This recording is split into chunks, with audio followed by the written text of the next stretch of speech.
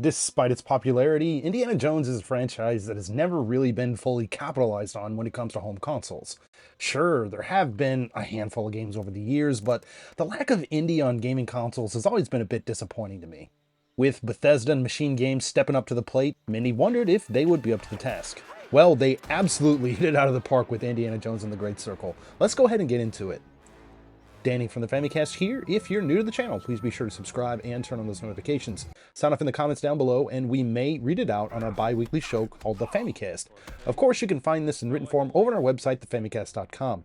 Also, want to give a special shout out to our lovely patrons for their support. Now, today, though, we're going to take a look at Indiana Jones and the Great Circle on the Xbox Series S, touching on how the game plays, also via remote play, and so much more in this spoiler-free review. Now, just for the record, I don't have an Xbox Series X or a super powerful PC or anything like that. So I would say if you're looking for a review for this game that takes a look at this game from like a bleeding edge tech perspective, this isn't the review for you. Again, however, I did mostly play this on the Series S, but I also tried out the game via remote play on my PC and on my phone. So please keep that in mind throughout this review. Also, if you're interested in checking out or look at the Japanese collector's edition of the game, I'll have that linked up in the description box below. Now, without any further ado, let's go ahead and get into it. Indiana Jones and the Great Circle puts players in control of Indy after the events from Raiders of the Lost Ark in 1937, with a completely new story.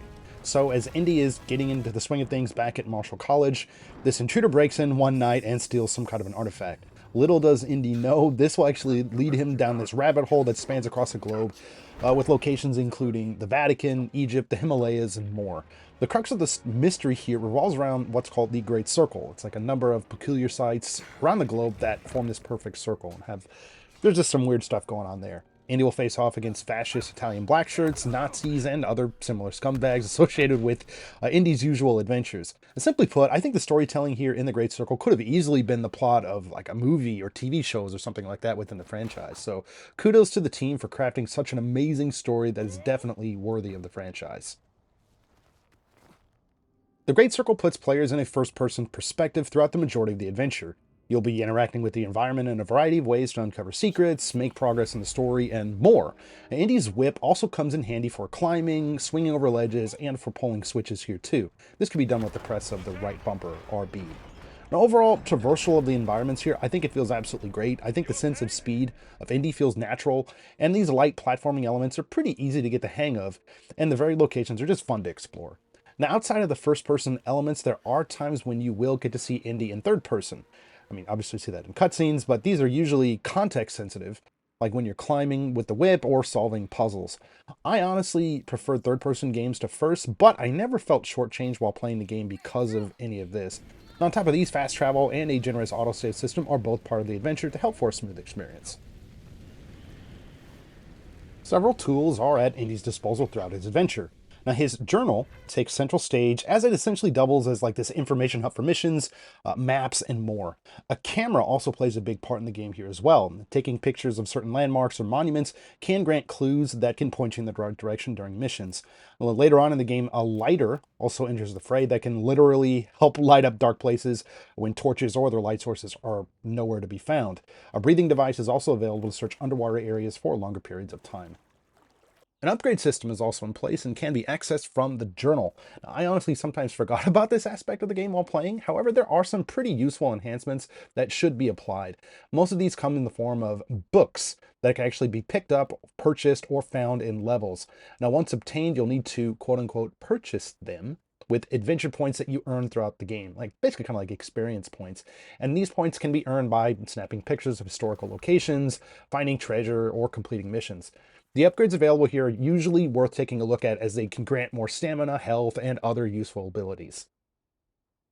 Now, although the main focus of the Great Circle is exploration, just like the movies, there will be times when you will have to fight enemies. Melee combat can be done at any time with the left or right triggers, basically being used as Indy's fists. LB will be used as a block or like a counterattack. The whip can also be used here with RB. And this is used to disarm some enemies that can also scare away dogs. A can be used for dodge here as well. Now, attacks can't be spammed here either, as Indy will run out of stamina or if you get a little bit too gung-ho about all this type of stuff. It might be a bit much to take in at first, but I think the game's difficulty curve helps kind of ease you into things. Now, the further you get into the game, the more proficient you will need to be at combat. Now, in addition to fists, a ton of items are littered throughout the environments that can be picked up and used to beat your foes relentlessly. Well, or at least until they break. Although Indy is equipped with a trusty revolver, the Great Circle is far from being a game that focuses completely on gunplay. This aspect of the gameplay still feels good though, and fans of first-person shooters will feel comfortable making use of firearms when the opportunity presents itself. At the same time, and similar to the movies, Indiana Jones has never really been about blowing away dozens and dozens of enemies at gunpoint.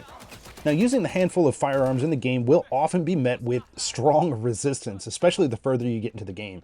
You're often just better served either trying to use stealth or to fight with melee weapons or Indy's fists.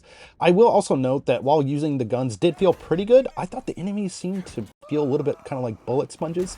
Now, even after direct shots to the face or head or something like that, I swear, enemies would just like stumble back, pull out their rifles, and then fire right back.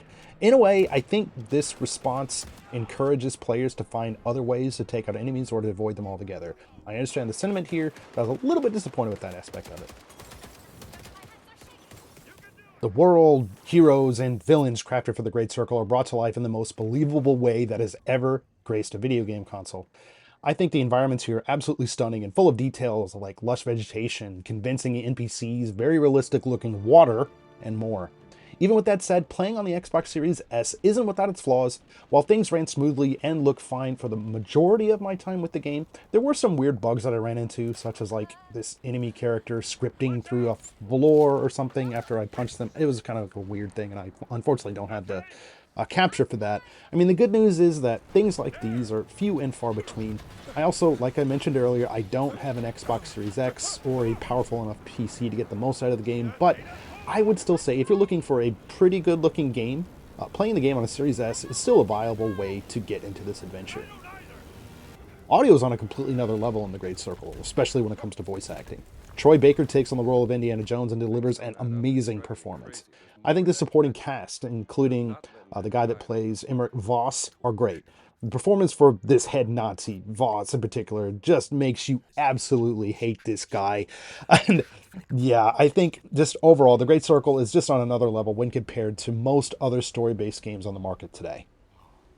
My only complaint with the game, in terms of presentation, is the map. I think it looks great aesthetically and tells you exactly what it needs to do. However, relegating it to this on-screen item that Indy is holding makes it just a little bit too small, even if you're playing like up on a big screen or something like that. I don't think it's going to be a problem for everybody, and it could just be just a me thing. Maybe my eyesight's getting worse, I don't know. But even with that said, I think it would have been nice just to have it presented across as like a full screen type of a thing, but not a big deal. Like some of you guys out there, I'm sure, playing on the biggest screen in your house might not always be an option, especially if you don't live by yourself. Personally, that's what makes a system like the Nintendo Switch perfect for my situation. Even with that said, I did give the Great Circle a tryout on my phone via remote play while here at home. And just to note, I have a backbone controller that I use with my iPhone 15 Pro Max, and generally speaking, I thought the results are pretty decent, but of course far from the performance of the game running natively. Now, I mentioned the Max specifically because as of the time of this review, it's the largest screen that Apple has for its phone. Now, with that being said, I found the text and other elements to be mostly legible, but a little bit small.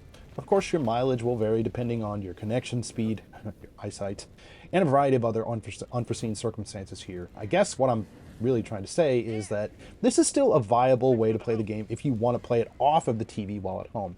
I wasn't brave, or maybe foolish enough, to check out the game over a mobile connection, so I really can't comment on that. I also tried out remote play on my PC, and I think the results were a little bit more stable, actually quite a bit more stable than what they were than playing on my phone. I mean, sure, the images in general seemed a little bit flat compared to playing on the Series S natively, but it definitely looked better than using the feature on my phone, and it was just nice to have that bigger screen real estate.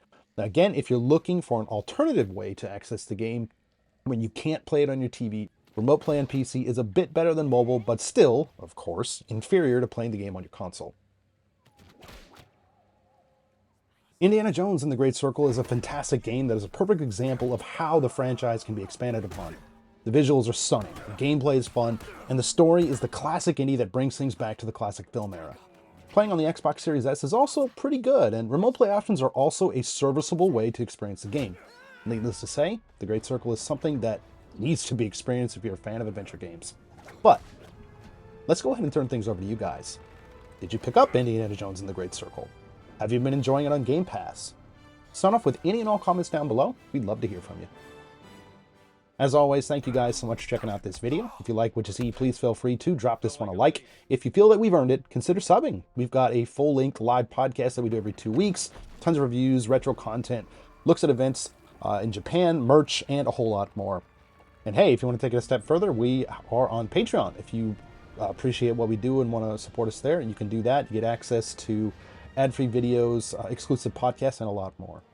Anyways, again, this is Danny from the Famicast. Thank you guys so much for checking this one out, and we'll catch you later. Mother-in-law is a witch also. Jesus Christ, what have you done? Wait. You are not a priest. Screw it.